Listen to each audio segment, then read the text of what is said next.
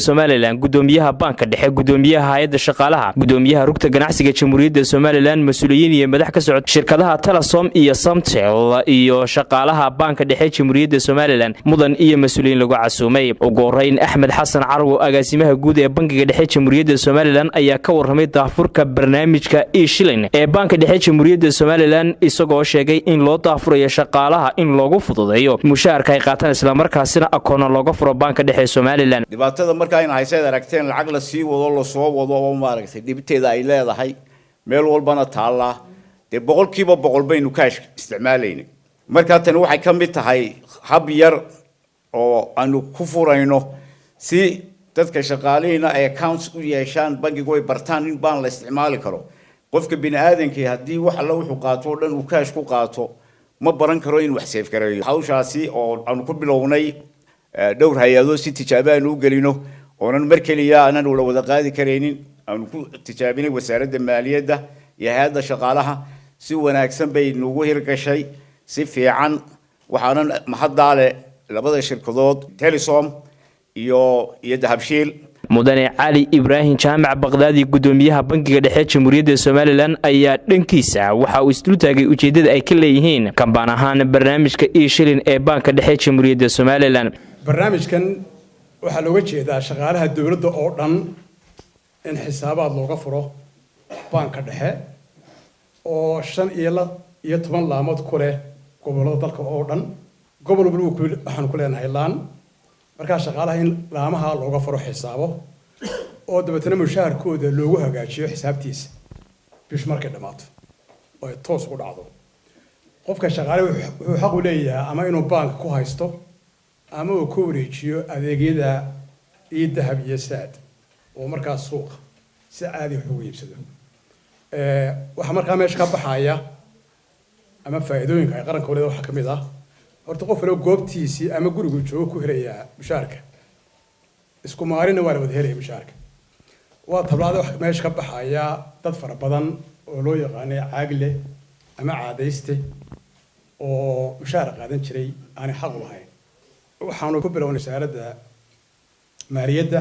iyo hay'adda shaqaalaha waxaanu ku xigsiin doonaa madaxtooyada iyo golaha wasiirada iyo golayaasha sharci dejinta inta markaan ku dhamaanaa wasaaradaha iyo hay'adaha dawladda ayaan ku xigsiin doonaa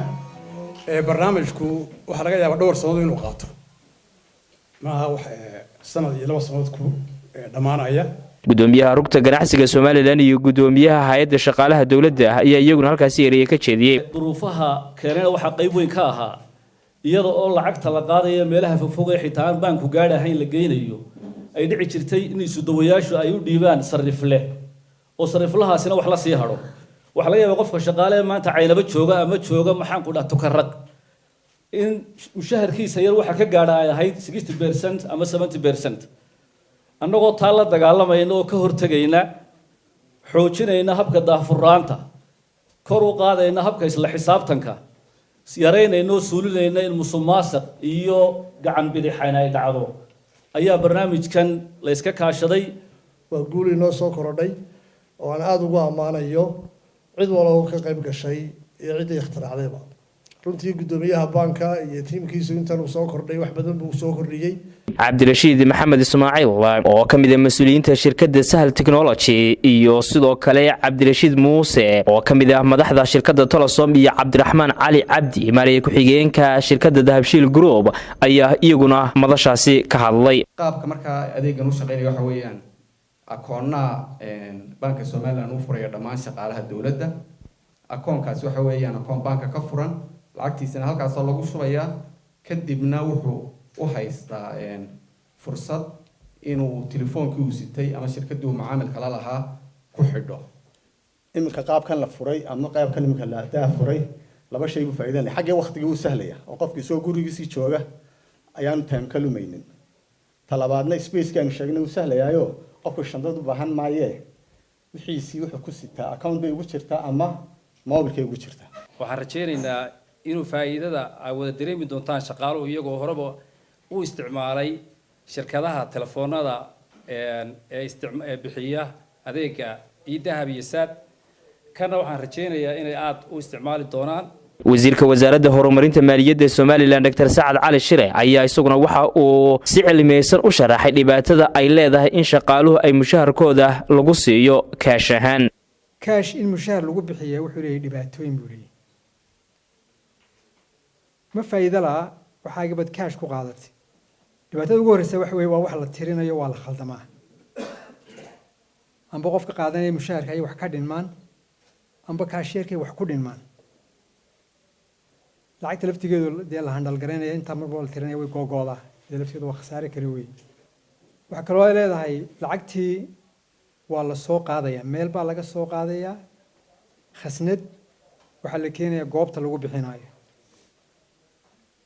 xamaal baa saaraya gaar baa ilaalinaya baabuur baa soo qaadaya waa wada kharash. Cabdiraxmaan Cabdilaahi Ismaaciil Saylici madaxweyne ku-xigeenka Jamhuuriyadda Soomaaliland oo halkaasi ka hadlay ayaa waxa uu yiri aan aad iyo aad runtii ugu mahadnaqayaa ugu hambalyeynaya bangiga dhexe iyo wasaaradda maaliyadda iyo cid kastoo kala shaqeysan runtii in hawshan la bilaabo in nidaamkii oo adduunyada u guurtay oo ah online-ka nidaamkaasi oo loo guuray